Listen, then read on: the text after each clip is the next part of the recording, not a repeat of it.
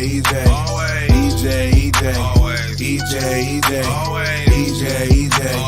representing that wave gang. EJ,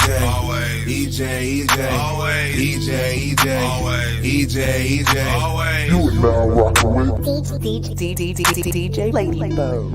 On the ones and twos, and just call me Monty on everything. Y'all know what it is.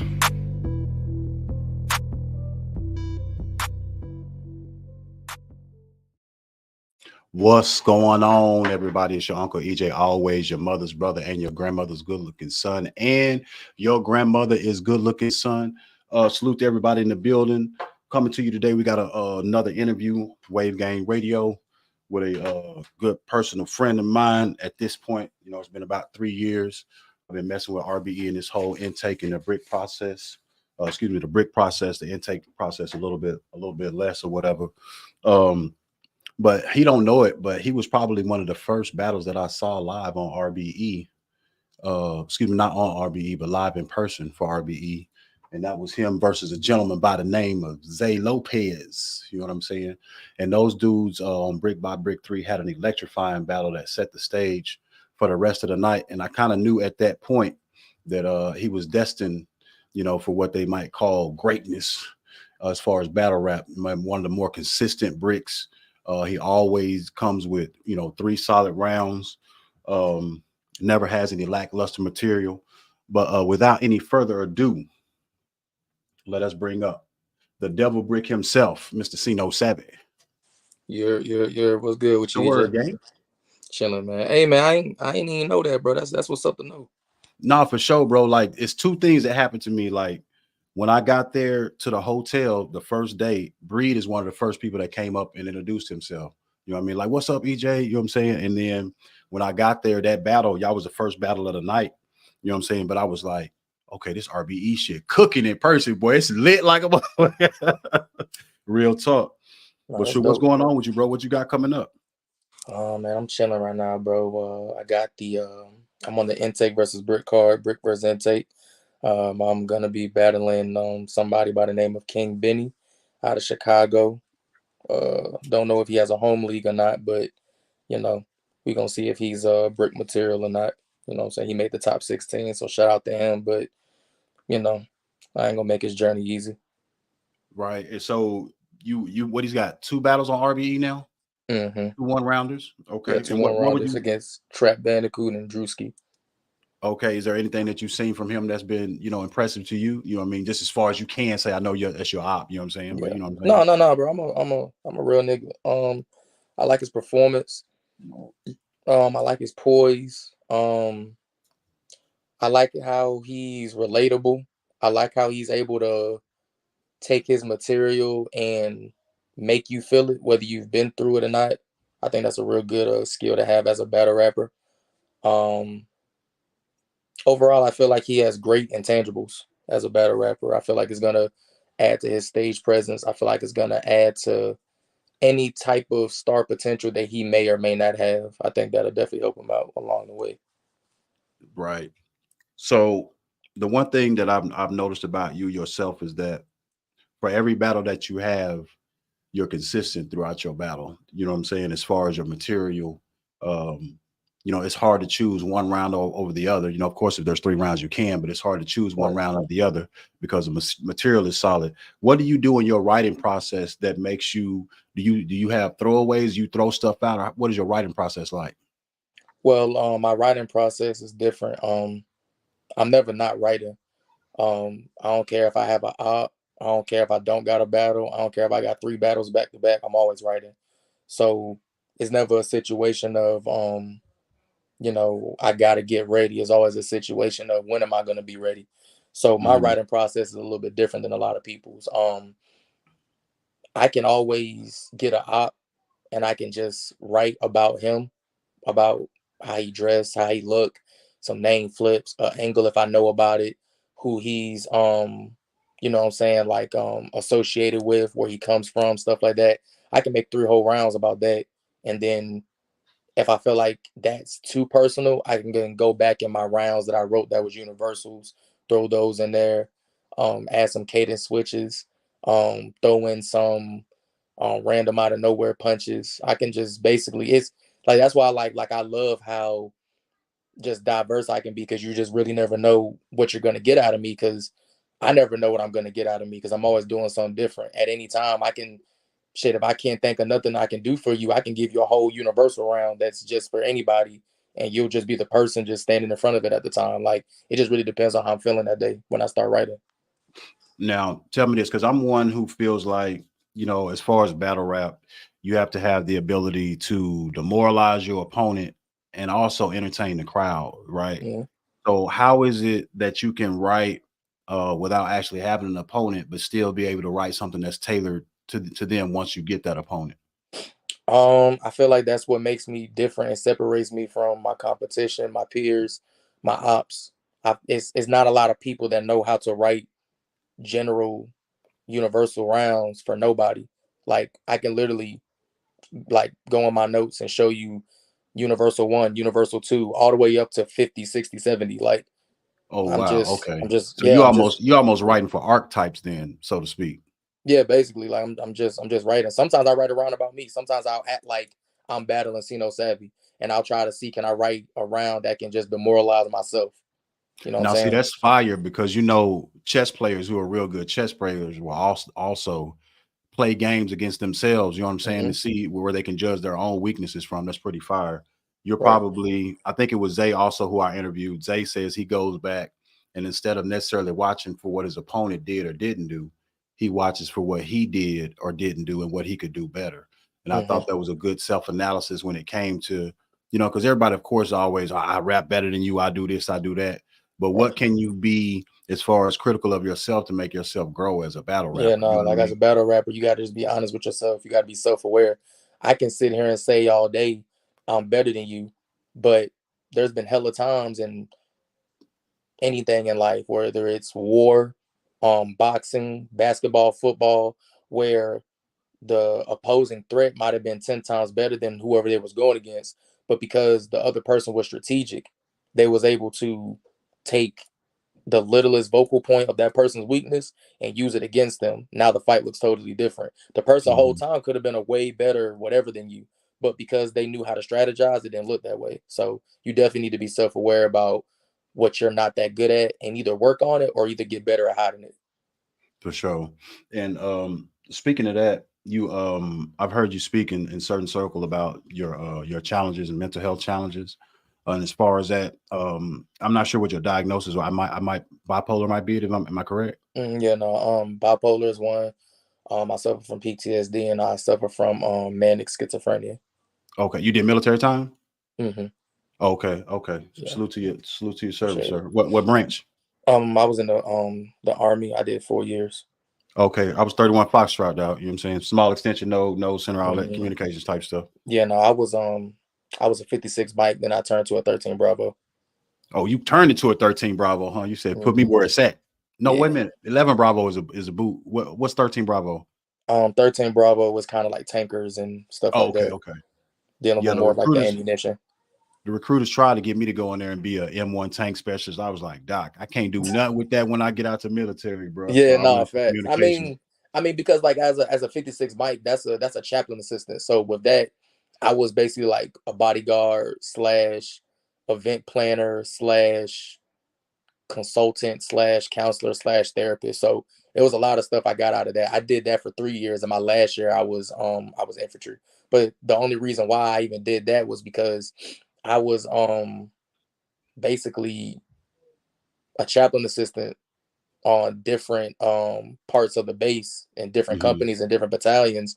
So I had basically worked all over the place I was at, which is Fort Bliss, El Paso, Texas. And I'm not gonna say it got boring, but I just wanted to try something else. Like you said, I wanted to be where the action was, because as a chaplain assistant, I was always with them. Like, I could Mhm. choose to go wherever I want to up the morale, to give a boost, to talk to people this, down, a third, but they never necessarily let me actually train with them. I was just with them. And I Oh, I actually wanted feel to you. see what it was like. Now, granted, I had my own trainer. As a 56 Mike, I was shooting 40 out of 40 at the range. You know what I'm saying? I was Okay, expert. doing, yeah, you know what I'm saying? But, just stuff like that. But, that was regular targets. Like, I actually wanted to go train with them and see how good of my 40 out of 40 was really, really how good it could have been. And Right. but I still fared well for that last year though. Okay. Well, my mother suffers from bipolar, and she takes this medicine that kind of just makes her even keel. Like even when my uncle passed away, I'm looking at my mom, and she couldn't even really cry for her brother because of the medicine that she was on. What are some of your challenges that you face, and how do you overcome them from anybody that might face some of the same issues as you? um, Going back to being that self-aware. There's times where I feel like I'm too self-aware about myself. Like with my diagnosis, I know I can't just be around so much. Like I can't be outside like that. I can't be around a bunch of people like that. I used to be go happy, socialize all the time. Used to always want to be at the mix, be in the functions and stuff like that. But because of everything I've been through, which is wild, because because I was apparently I was diagnosed with PTSD before I even went into the military. I didn't know that, Oh but wow. Okay. right. So that didn't make it no better, and just dealing with everything, it just really made me numb to a point where it's like I didn't even want to go out and experience life no more because I'm scared that if I go out, I'm gonna be triggered by something, then I'm gonna have an episode or whatever the case. And that's happened to me a couple times. Like it just really gets to a point where it's like you kind of become scared of yourself and fearful of like what you might do. And there's been times like even at battle rap events, like I enjoy the therapy side of getting on stage and battle rap and getting some aggression out, but after I'm done doing that, I really can't be in that environment for too long. Like Hmm. it gets really baffling on me sometimes. So, you know, I just understand what I can handle. I understand what I can't handle. I don't put more on myself that I can't handle at one time. And you just got to make sure that you got a good support team around you, a good support group that's just as aware of yourself as you are of yourself. Yeah, that's a fact, bro. Because when I was younger, I didn't realize that my mother was bipolar, right? And I remember I remember actually the door like came open to their room one day when they was arguing, and my mother was on the ground, right? And my father had her by the foot. So immediately as a son, I was like, what the hell's going on? You know what I mean? I wanted Yeah, to rush my pops. My uncle happened to be there, and he grabbed me, was like, he's like, chill out, nephew. You're not aware of what's going on. So it was then after that we found out that my mother was bipolar, manic depressive. So she would have these episodes where she would just go all, you know what I'm saying? She would just go out, you know what I mean? Because it's like a up and or a down, you know what I mean? It's either depressed or you're manic to where you feel like nothing mhm, in the world can defeat you. You know what I mean? And people don't understand that like people feel like they have a superpower when they're like that. Because I also knew a young lady, she didn't even like to take her meds because when she was manic, she liked that feeling. You know what I mean? So she would never take her yeah, medication because she would feel like it would do what my mom does, and it just makes her, just basically just mellow all the way out.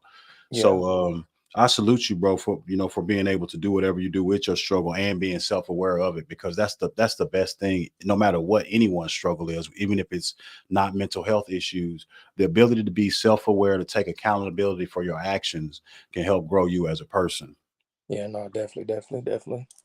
Appreciate For sure, for sure. But you said battle rap somehow, because I know you said you were a counselor, you were an assistant chaplain, you. and you're doing that for people who are actually going out and seeing real service time. So it's not really much, that's really going on in real life that could affect you. I mean, some of the stories you probably heard. Yeah, man. Like I said, like before I was in the military, I was involved with a lot of just just a bunch of dumb shit that I was involved in, dealing with like the streets, gang banging, just living a crazy ass life young, and then going into the military, hearing stuff that's a step higher than that, what people are going through and this, that, and the third. So going through all that and then seeing other people go through stuff worse than you, when you Hmm. come back out, I'm real numb. Like I've been told by my parents, I've been told by my child's mother, I've been told by my girl that I'm very emotionally detached. I'm emotionally unaware. And when I think about it, I'd be like, I used to try to convince them that I wasn't like that. Cause there is a side of me that's still, soft. There's a side of me that's still, I still care. but I had to look at it and realize, okay, yeah, I know within myself how I feel, but how am I projecting that out? What's the perception I'm giving to people? And I really had to realize that I go about a lot of situations numb. Like I've had situations like I can't even remember the last time I really cried for real neither. Probably last time I cried was maybe like 3 or 4 years ago when my homeboy died. And that was really because it was just out of nowhere. Like he had a real bad like heart condition. He had a heart murmur. And he died out of nowhere with that. And I just seen him carrying him out the stretcher, which was crazy because that's not the first time I've seen somebody on a stretcher. But that situation was just crazy because he wasn't the type of person to live that type of life. He was just, chilling, going to work, taking care of his kid that was on the way at the time. And, seeing him on a stretcher, it was one of them situations like I was aware of life to the point where it was like, okay, you know what? If you live a certain type of life, certain things are going to happen to you. I don't shed a tear for gangsters. I don't shed a tear for people that live a certain type of way because, if I'm living that type of way and I know what's to come with it, I don't want nobody shedding no tear for me if that's how I go out. But seeing him die was the first time I seen an innocent person die. And I feel like that's what made me cry and tear up. But since then, though, I just haven't really had an experience like that where I cried unless I was having an episode. And that's not even really a sad feeling. That's more of a like I'm pissed off feeling. You know what I'm saying? Yeah. So like I said, it's been troubling. You know what I'm saying? It's definitely been a path that I don't wish on my worst enemy. There's times where I fight with myself. There's times where I gotta try to distinguish what's real from reality to a false reality that I might be creating within myself, and then having to backtrack and realize I'm doing this. You know what I'm saying? Like it's definitely something that like I said, I don't wish on nobody at all. But I've made it this far with everything, and I'm doing better as the days go by. And at the end of the day, man, I got two beautiful daughters that depend on me every day. I can't sit here and just just let stuff take over me because at the end of the day, I can't be emotionally detached from my kids. That can't happen. That can't happen. If anybody's gonna get any type of emotion from me, they gotta get it. They have to. So that's where all of my self-awareness definitely has to come from because I can't just walk around like I don't give a fuck about stuff. That life just can't work like that. Right. For sure. When you talk about experience or whatever, let's talk about this RBE experience. You know what I'm saying? How did you, going all the way back to your first 1SK, how did it go about for you? Didn't go as good as I wanted it to, but it still went good. Around that time, I had a lot of stuff going on too, so I wasn't as prepared as I wanted to be. I wasn't. It wasn't my best showing in my whole career, but it still did enough that it caught ARP's attention. It caught his eye. He told Wing he wanted me to come back, and I was on the next card that next month. So I guess I did enough what I had to do. You know what I'm saying, to get where I needed to go. And going into the first time that I saw you versus Jay Lopez, what has it been like since then? Because I know directly after that, a little issue came up with you. So talk about that. Talk about that little journey real quick. Yeah, I mean, the Jay Lopez battle was great. It was an amazing battle. We set the tone, and I feel like that battle kind of helped ARP see that he needed to make his brand a roster and make the bricks like actually a part of the company. So I'm glad that I was able to be a part of that. But how the journey was after that, I mean, as you're about to go into, I mean, I really wasn't there for like a year, so it really wasn't a journey for real until I came back. But ever since then, it's been good since I came back. For sure. Because like I said, since you come back, you've had Calf, you had K Venom, and I don't think yours versus Zay has dropped yet. All right. No, not shit. Okay. And then you had a little what would you call it? You wouldn't even call it a tryst. That would sound crazy, but a little incident in that battle with you and Bear, the security dude. You know what I'm saying? Yeah. Yeah, man. Bro, salute to you for maintaining your composure. And then, like, I done seen people choke just because somebody cheered for their bar. You got pushed, fell on the ground, and then still got up and finished your material. Talk about that experience, bro.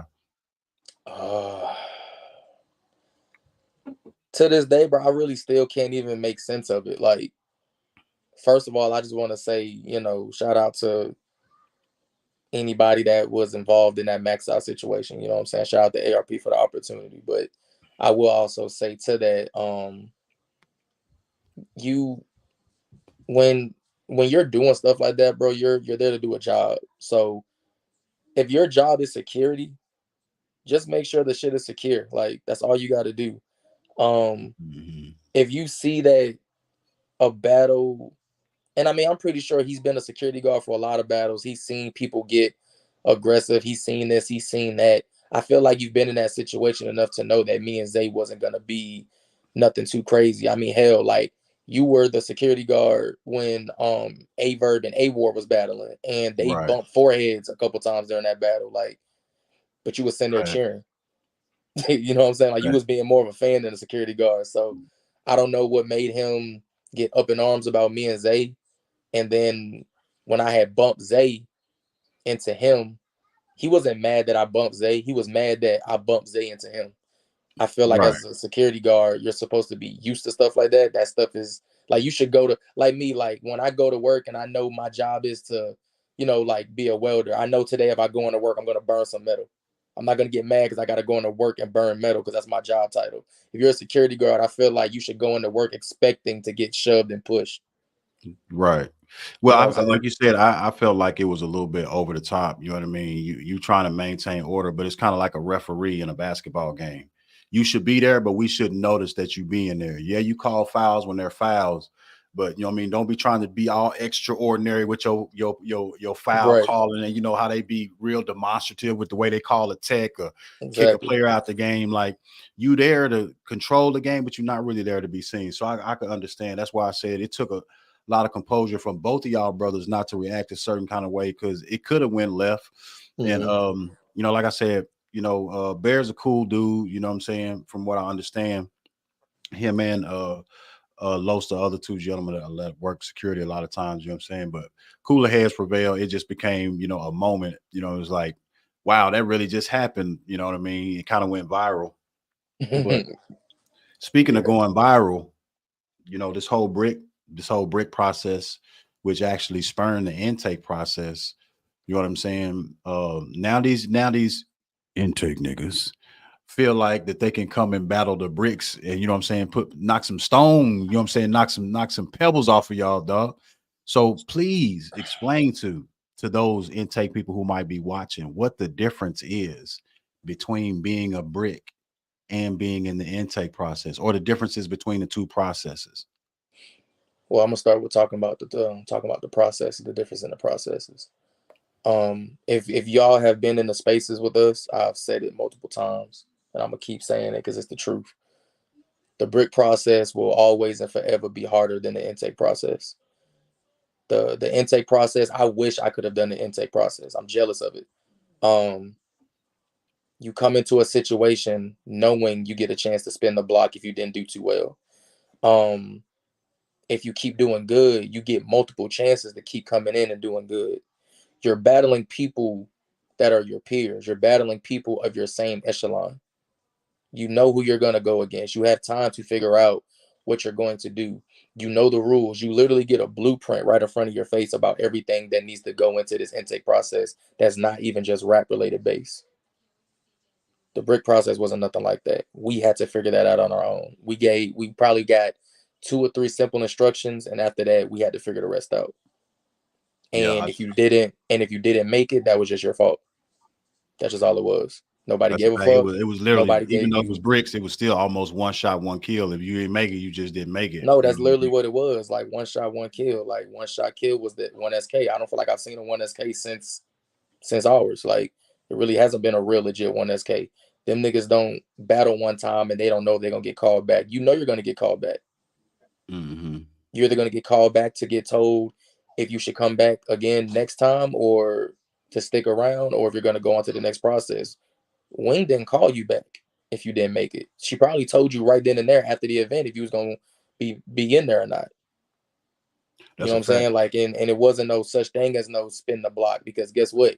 The way the brick process was, she only probably called maybe 6 people at a time, and it would only be one 1SK on each card. So let's say ARP did, let's say if ARP did like 8 events a year.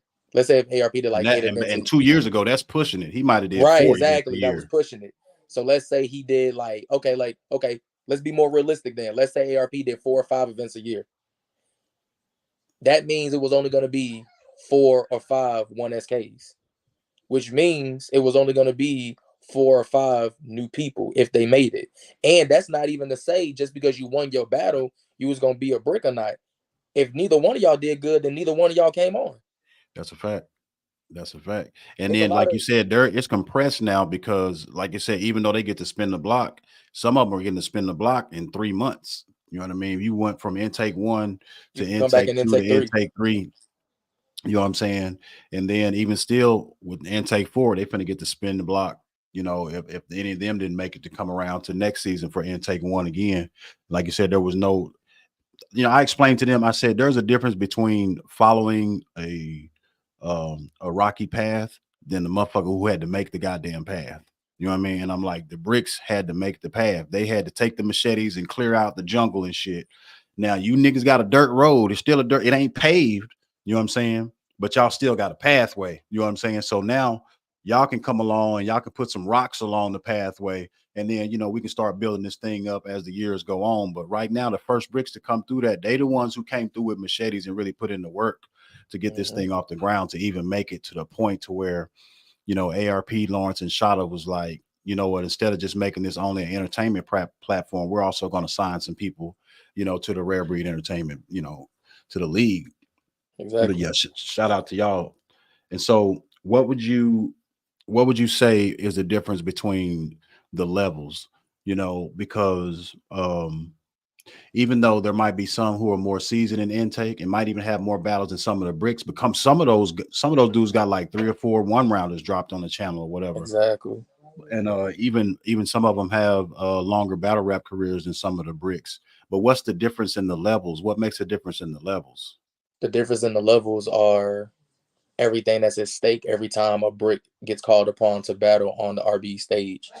The level is what we're expected to perform at. The level is everything surrounding that, everything that we built going into it. We have a standard that we set. You know what I'm saying? Just like I said, like we have a standard. They're trying to make our standard. You know what I'm saying? Like you can't compare. I lost you. Oh, there you go. You know what I'm saying? Like they're trying to make our standard. Like you can't sit there and compare 2 things that are just totally different, and you damn sure can't compare one thing when they're trying to be like the other thing. You know what I'm saying? Right. So, I can't speak for everybody, so somewhat to speak, but me personally, I look at myself as the standard brick. A lot of these intake niggas don't meet that at all. But I feel like they're going to be good enough to where they got potential to where one day they could get up to there. But if I'm comparing niggas to everybody, like let's say, because like these are just like the main names that you hear. If I'm comparing niggas to like a Cino, a Coach, a Zay, a Slash, a Sniper, a Breed, a Caution, a lot of those intakes don't even come close. That's a fact. Now, in their defense, I will say that there are some bricks on the bottom level of that brick pile. Yeah, that ain't to that level always. As well, though. You know what I'm saying? There's Real a hierarchy to every single thing, bro. And Mm-hmm. the trash got to get thrown out once in a while. You know what I'm saying? So I'm not gonna necessarily say that, but if we're trying to compare what the highest level of what a brick is, a lot of these intakes don't make it. Factual. You know what I'm saying? But December 16th, we're gonna see. So where do you think King Benny measures up? As far as big as far as like being a brick. And do you feel like that if he has because a lot of them, I feel like they aren't they're not favored to win. You know what I mean? But if they do well enough against you guys to look like they can be formidable, that they can go on to the next level. Yeah, that's all I gotta do. Do you feel like King Benny is one of those?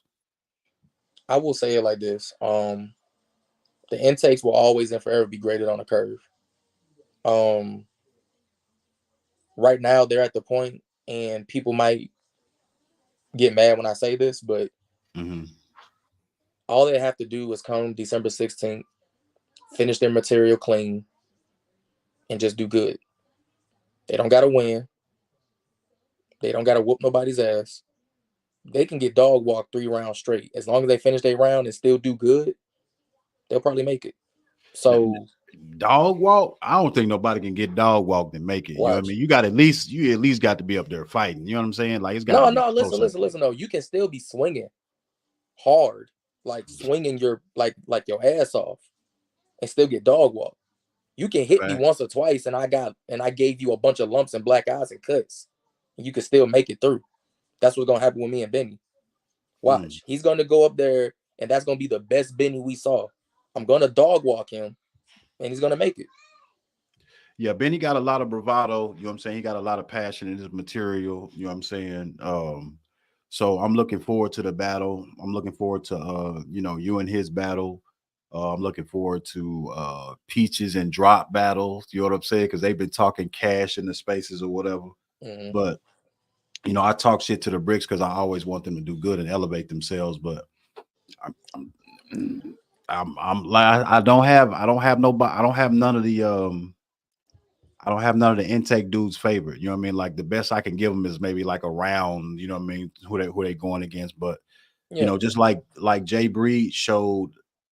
Like with Venom being one of the newer Bricks, even though somebody said Venom had better material, right? But Breed was a complete package with how he did it. It's like not all about, it's not all about. I mean, what I'm saying? You can even take me and Venom. Like he was the hot commodity, and I was the guy that had been suspended for a year. You know what I'm saying? But I still came back and I showed him the difference between a brick and an intake. Because at that time, to me, in my opinion, even though he had just got out of the intake and did a 1SK in the blue room, nigga, to me, in my eyes, at that time, you were still an intake nigga. To me. You know what I'm saying? So you was on some nigga, you got to fight me first. Hold up. Yeah, you feel me? So I came out there and I feel like I showed the level then, and Bree turned it back around and showed another level. You know what I'm saying? Like, it's not just, and then on top of that too, the intakes, they've been having to go on a certain standard themselves. Like, let's say like time limit, for an example. They've been having to, they've been instructed for the past 8 months to write a 3 minute and 30-second round. No intake has ever met the time limit in every intake. So now you're telling me niggas that can't even follow a time limit, and even though some of these niggas wrote 5 minutes of material that wasn't consistent in one round, most of those niggas are in the top 16. And you mean to tell me I'm supposed to think that they're about to battle Bricks 3 rounds in 2 minutes and 30 seconds each round, and they're supposed to know how to pack good material 3 times? You want me to believe that? I don't have anybody favored yet. I'll be hard pressed. Even I know a lot of people got they got Uncle Nene with his battle versus Breed and OG Prime. I just don't see it yet. They're gonna have to show me, bro. They're gonna have to show me, and then I give them their card. Yeah, you did your thing. You did your Spartan rite of passage and went out there in the jungle and slayed you a wild animal.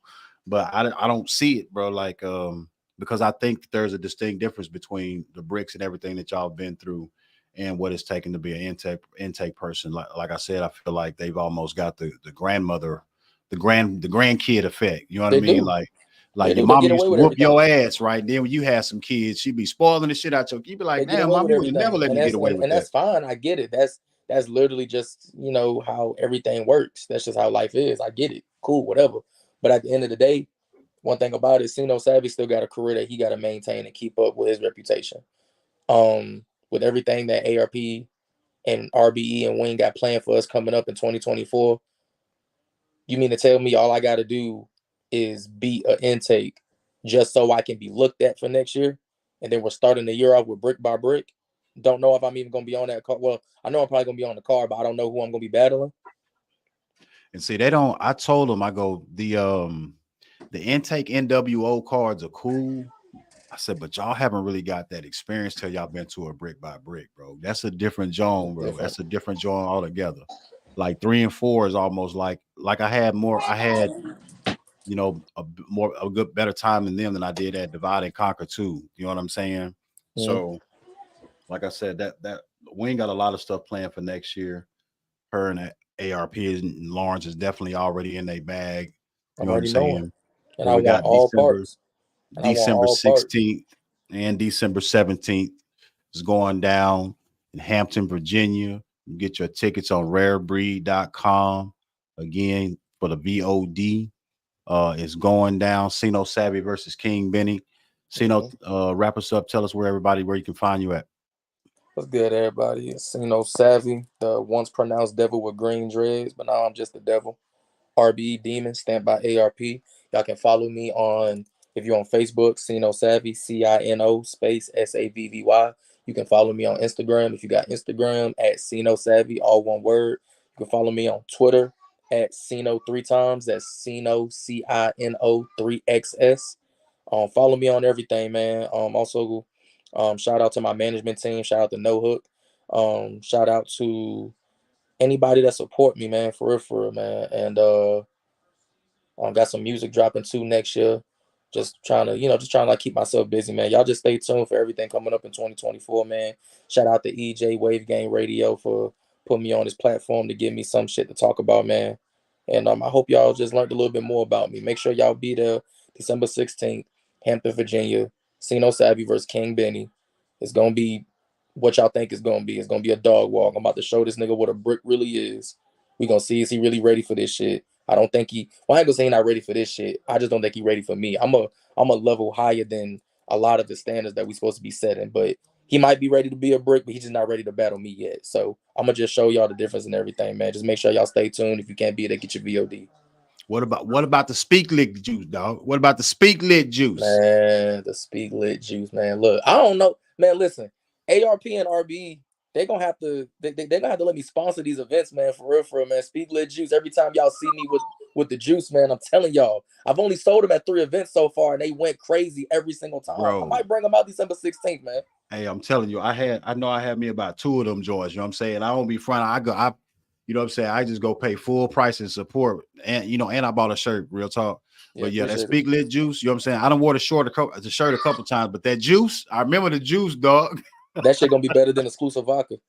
For sure. Oh, most definitely for shit. Because I know the manufacturer of the goddamn Speak Lit juice. I don't know the fucking dude who makes exclusive vodka. So for sure, salute to you for pulling up, bro. Salute RBE, Wing, Lawrence, ARP, everything they doing over there. Make sure y'all get y'all tickets.